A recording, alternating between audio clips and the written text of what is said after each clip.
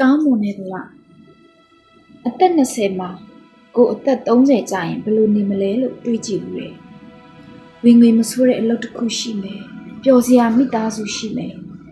ကိုရွယ်သူတွေလိုနေရက်တွေဟာခောက်ရွကျိုးပေမဲ့ကြည်ကြည်နက်နက်ဖြတ်တန်းခွင့်ရနိုင်မယ်ဆိုပြီးတော့ပေါ့ဒါပေမဲ့အသက်30ရောက်တော့တွေးထင်ခဲ့ဘူးတဲ့ဘဝနဲ့ကွာကြီးကွာနေတာကိုတွေ့ရတယ်ဘဝကကိုယ့်အပေါ်အဟန့်အတားတွေများခဲ့လို့လားဒါမှမဟုတ်ဘဝအပေါ်ကိုတောင်းဆိုမှုတွေများခဲ့လို့လားလို့ကိုတွေးမိတယ်မိတ်ဆွေတယောက်ကသူ့အဖြစ်လေးတစ်ခုပြောပြတယ်တက္ကသိုလ်တက်တုန်းကသူဟာအိတ်တအိတ်ကိုအရန်ကြိုက်ခဲ့တယ်ဒါပေမဲ့ဈေးကြီးလို့မဝင်နိုင်ခဲ့ဘူးအဲ့ဒီအိတ်ရဖို့သူပိုက်ဆံအကြားကြီးစုခဲ့တယ်အိတ်ဝယ်နိုင်ရင်အရန်ပျောက်ရမယ်လို့သူထင်ခဲ့တယ်နောက်ပိုင်းအဆင်ပြေလာတော့အဲ့ဒီအိတ်တန်ဖိုးလောက်ရှိတဲ့အိတ်တွေကိုမတွေ့ဝစရန်သူဝယ်ယူနိုင်ပြီဆိုပေမဲ့အရင်လိုပျော်ရွှင်မှုမျိုးသူမရခဲ့တော့ဘူးဒါကဘာကြောင့်လဲ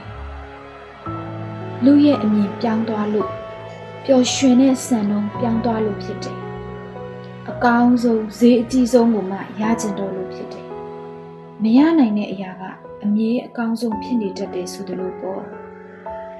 တကယ်တော့လူဟာဒီလောက်လောဘကြီးစရာမလိုပါဘူး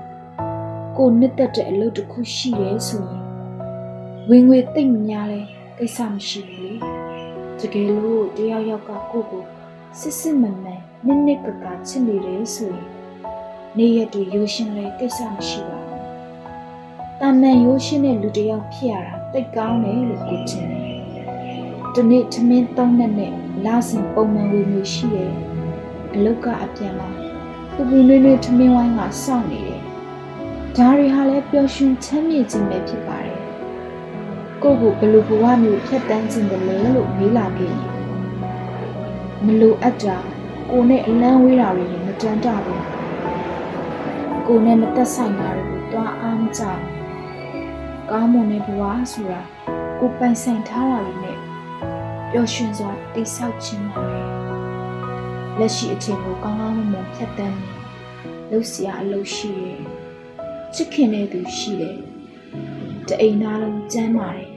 စီးလုံးကြတယ်ဒါဟာလူတစ်ယောက်ရဲ့အကောင်းဆုံးဘဝပဲ